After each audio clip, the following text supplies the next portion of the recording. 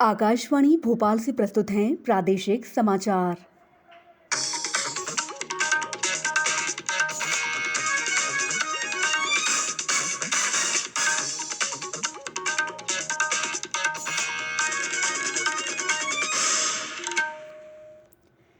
नमस्कार, समाचारों के साथ मैं दीपा सिंह। पहले एक अपील। कोरोना संक्रमण को देखते हुए आपसे अपील है कि लापरवाही ना बरतें और इन आसान उपायों का पालन कर सुरक्षित रहें। मास्क लगाएं, 2 गज की सुरक्षित दूरी बनाए रखें, बार-बार हाथ धोएं और साफ सफाई रखें और टीका अवश्य लगवाएं। लोगों को कोविड से संबंधित जानकारी देने और उनके मार्गदर्शन के लिए राष्ट्रीय हेल्पलाइन कार्यरत है। इसके नंबर 011-2397-8046 और 1075 है। सबसे पहले मुख्य समाचार। राष्ट्र के नाम संबोधन में प्रधानमंत्री ने कहा, सभी नागरिकों का होगा मुफ्त टीकाकरण, पूरा खर्च केंद्र सरकार उठाएगी। प्रधानमंत्री गरीब कल्याण अन्न योजना से गरीबों को अब दिवाली तक मिलेगा निःशुल्क अनाज।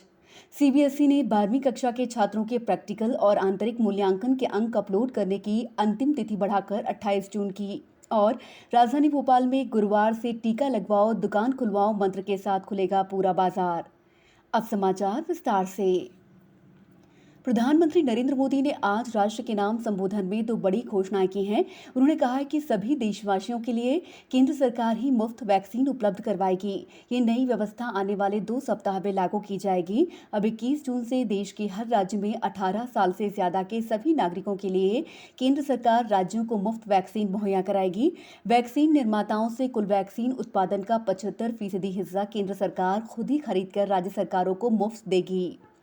उन्होंने कहा कि देश के किसी भी राज्य सरकार को वैक्सीन पर कुछ भी खर्च नहीं करना होगा। अब तक देश के करोड़ों लोगों को मुफ्त वैक्सीन मिली है। अब 18 साल की आयु के लोग भी इससे जुड़ जाएंगे।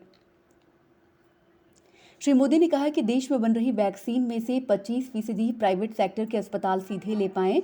ये व्यवस्था जारी रहेगी। प्राइवेट अस्पताल वैक्सीन की निर्धारित कीमत के बाद एक डोज पर अधिकतम 150 रुपये ही सर्विस चार्ज ले सकेंगे। इसकी निगरानी करने का काम राज्य सरकारों के पास ही होगा। दूसरी घोषणा में प्रधानमंत्री ने बताया कि आज सरकार ने फैसला भी लिया है कि प्रधानमंत्री गरीब कल्याण अन्न योजना को अब दिवाली तक आगे बढ़ाया जाएगा। महामारी के समय में सरकार गरीब की हर जरूरत के साथ उसका साथी बनकर खड़ी है। अब इस साल नवंबर तक 80 करोड़ से अधिक देशवासियों को हर महीने तय मात्रा में मुफ्त अनाज उपलब्ध होगा। मुख्यमंत्री शिवराज सिंह चौहान ने आज देश में लगने वाले ऑक्सीजन प्लांट्स की स्थिति की समीक्षा करते हुए कहा कि प्रदेश को ऑक्सीजन उत्पादन में पूर्णतः आत्मनिर्भर बनाना है। मुख्यमंत्री ने कहा कि प्रदेश में 800 मीट्रिक टन ऑक्सीजन भंडारण की क्षमता विकसित की जानी है। प्रदेश की स्वास्थ्य सेवाओं में 101 पीएसए ऑक्सीजन प्लांट स्थापित करने के आदेश जारी किए जा चुके हैं। इनमें से 18 प्लांट्स की डिलीवरी भी हो चुकी है। सभी स्थानों पर 30 सितंबर तक प्लांट्स स्थापित किए जाएंगे। प्रधानमंत्री नरेंद्र मोदी 27 जून को आकाशवाणी पर मन की बात कार्यक्रम में देश विदेश की जनता से अपने विचार साझा करेंगे। ये मासिक रेडियो कार्यक्रम की 78वीं कड़ी होगी। प्रधानमंत्री ने कार्यक्रम की आगामी श्रृंखला में लोगों को उन विषयों पर अपने विचार साझा करने के लिए आमंत्रित किया है जिनके बारे में लोग बातचीत करना चाहते हैं। लोग नमो ऐप या माई-जीओवी ओपन फोरम पर अपने विचार साझा कर सकते हैं। प्रदेश में जूनियर डॉक्टर्स ने हड़ताल वापस लेने का ऐलान किया है। प्रदेश में सबसे पहले ग्वालियर और रीवा में जूनियर डॉक्टरों ने अपनी हड़ताल वापस ले ली थी। इसके बाद भोपाल में प्रदेश जूडा के पदाधिकारियों ने चिकित्सा शिक्षा मंत्री विश्वास सारंग से मुलाकात के बाद हड़ताल खत्म करने की बात कही। जूडा के प्रदेश अध्यक्ष डॉक्टर अरविंद मीणा ने कहा है कि हम हाईकोर्ट का सम्मान करते हैं। सरकार ने भी एक कमेटी बनाई है। ग्रामीण इलाकों में अनुबंध को लेकर ये कमेटी 2 महीने में निर्णय लेगी। समाचारों में वक्त है ब्रेक का। कोविड-19 से बचाव और सुरक्षित रहने के 3 उपाय। मास्क लगाएं, 2 गज दूरी है जरूरी, सुरक्षित दूरी रखें, हाथ और मुंह साफ रखें। ब्रेक के बाद समाचारों में आपका एक बार फिर स्वागत है। केंद्रीय माध्यमिक शिक्षा बोर्ड सीबीएसई ने 12वीं कक्षा के छात्रों के प्रैक्टिकल और आंतरिक मूल्यांकन के अंक अपलोड करने की अंतिम तिथि बढ़ाकर 28 जून कर दी है। सीबीएसई ने स्कूलों को छात्रों के प्रैक्टिकल और अन्य आंतरिक मूल्यांकन परीक्षा ऑनलाइन कराने की अनुमति दे दी है। स्कूलों और शैक्षिक संस्थानों के प्रधानाचार्यों और प्रमुखों को लिखे पत्र में परीक्षा नियंत्रक डॉक्टर संयम भारद्वाज ने कहा है कि इस कार्य के लिए अब स्कूलों को और समय नहीं दिया जाएगा। राजधानी भोपाल में अब गुरुवार से टीका लगवाओ दुकान खुलवाओ के मंत्र के साथ पूरा बाजार खुलेगा।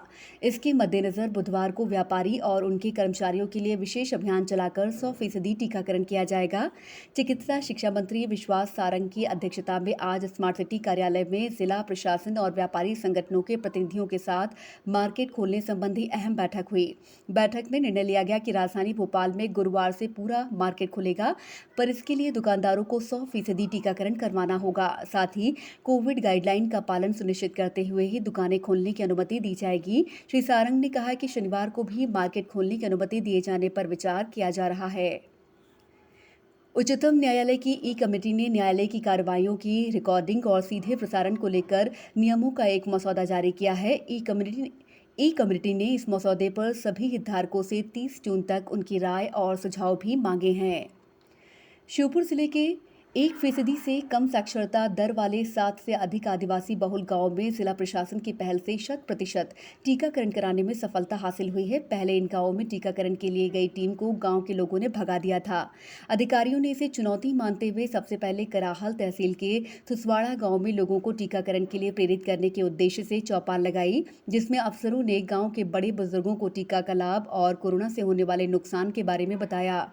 गांव के दिव्यांग और बुजुर्गों को उनके घर जाकर टीका लगाया। इसके बाद ग्रामीण उत्साहित हुए और वैक्सीनेशन में बढ़ चढ़कर हिस्सा लिया। गांव के अब सभी पात्र लोगों का टीकाकरण हो गया है। अब सुसवाड़ा गांव अन्य पड़ोसी गांव के लिए प्रेरणा बनकर उभरा है। इस गांव में टीकाकरण से किसी को भी कोई नुकसान नहीं होने की खबरों के बाद पास पड़ोस के 7 गांवों में भी 100% टीकाकरण हो गया है। आज विश्व खाद्य सुरक्षा दिवस है। विश्व भर में ये दिवस लोगों में खाने पीने की चीज़ों की सुरक्षा के बारे में जागरूकता लाकर उन्हें सुरक्षित करने और के लिए मनाया जाता है, ताकि लोग दूषित खाद्य पदार्थों को खाने से होने वाले नुकसान से बच सकें। इस साल विश्व खाद्य सुरक्षा दिवस का विषय है स्वस्थ कल के लिए सुरक्षित भोजन। आज विश्व पोहा दिवस भी है। पोहा महाराष्ट्र और मध्य प्रदेश में काफ़ी लोकप्रिय है। अब कुछ समाचार संक्षेप में। सरकार ने आज कहा कि कोविन 2.0 पर पंजीयन कराने के लिए यूनिक दिव्यांगता पहचान पत्र यूडीआईडी या फोटो पहचान पत्र के रूप में मान्य होगा। विश्व बैंक ने भारत के सूक्ष्म लघु और मध्यम उद्यम एमएसएमई क्षेत्र को प्रोत्साहन देने के लिए $50 करोड़ के सहायता कार्यक्रम को स्वीकृति दी। छिंदवाड़ा में आलू उत्पादन को एक जिला एक उत्पाद योजना में शामिल किया गया है, जिसके तहत नई फ्रूट प्रोसेसिंग यूनिट स्थापित करने और पहले चल रही इकाइयों के उन्नयन के लिए अनुदान का प्रावधान किया गया है। गुना जिले में सरकार के नियमों के अनुसार 9 किन्नरों को पहचान पत्र प्रदान किए गए। बैतूल जिले में आज 12 नए कोरोना पॉजिटिव केस मिले हैं। कोरोना से उत्पन्न परिस्थितियों के कारण स्थानीय निकायों द्वारा लिए जाने वाले करों, उपभोक्ता प्रभार आदि के भुगतान में रियायत देते हुए अधिभार में छूट देने का निर्णय लिया गया है। रायसेन जिले में सेवानिवृत्त और मृत्यु उपरांत शासकीय सेवकों की मृत्यु प्रकरण और अनुकंपा नियुक्ति के प्रकरणों के निराकरण के लिए 30 जून तक विशेष अभियान चलाया जा रहा है। बुलेटिन के अंत में आप सभी से एक अपील, मास्क और 2 गज की दूरी, हाथ धोना भी है जरूरी। नमस्कार।